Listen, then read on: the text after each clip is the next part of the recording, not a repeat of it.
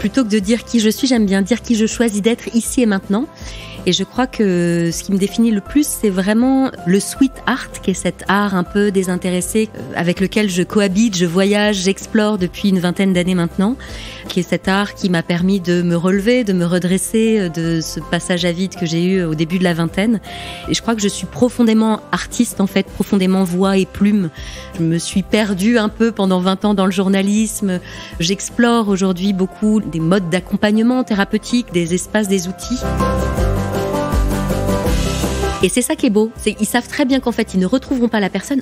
Toutefois, ils ont besoin de dire merci. C'est comme si la boucle était bouclée. Tout à fait, ouais. C'est exactement ça. Il faut, sinon ça reste en suspens. Il y a quelque chose qui est inachevé.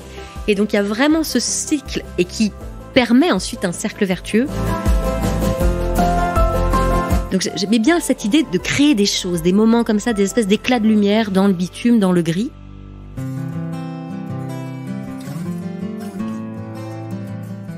Bonjour, je suis Delphine Rémy et je vous accueille sur le podcast Naître princesse, devenir guerrière.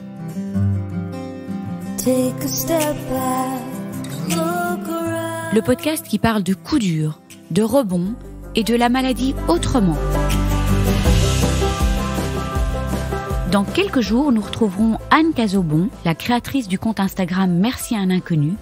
Alors pourquoi Anne sur Naître princesse, devenir guerrière ? Parce que c'était plus qu'une évidence. Parce que le mouvement qu'elle a créé est tout simplement d'utilité publique. Il est bon pour notre santé, santé psychique et santé physique. Si vous ne connaissez pas ce compte, donc Merci à un inconnu, mettez un instant sur pause, allez sur Instagram, Facebook ou même le site internet. Il ne faut même pas 5 minutes pour que vous en ressentiez tous les bienfaits pour votre corps et votre tête. Hormones du bien-être, hormones du bonheur et aussi hormones du possible. Et c'est cela qui est merveilleux. Anne inspire et Anne donne envie de se mettre en mouvement.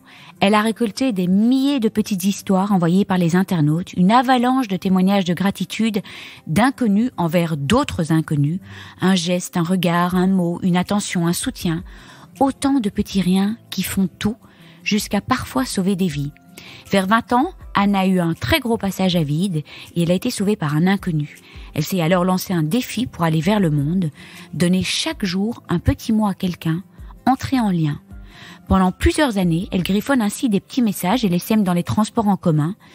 Plus ces textos politains circulent, plus elle guérit. Ce n'est qu'en changeant véritablement de regard sur sa vie, en troquant une bonne fois pour toutes sa vieille paire de lunettes pour regarder le monde en face et la face du monde, qu'elle prend conscience qu'elle est accompagnée depuis bien longtemps par un passant, un enseignant, un voisin, un quelqu'un. Et nous, qui sont tous ces inconnus, ces anges gardiens autour de nous qui nous accompagnent et que nous ne remarquons pas toujours ? 20 ans plus tard, et Anne prendra le temps de nous expliquer comment tout ce projet a mûri, le compte Instagram est né le premier jour du confinement. L'histoire est absolument formidable. Le monde était prêt à accueillir ce projet qui m'émeut à un point. Anne a de très grands rêves pour ce mouvement. Elle voit les choses en grand pour qu'un jour nous soyons tous amenés à voir tous ces merci, ces messages de gratitude au sol, au mur, dans les transports en commun, dans les hôpitaux, dans d'autres pays et j'en passe. On se retrouve mercredi sur toutes les plateformes d'écoute pour un podcast Pépite. Je vous embrasse tous.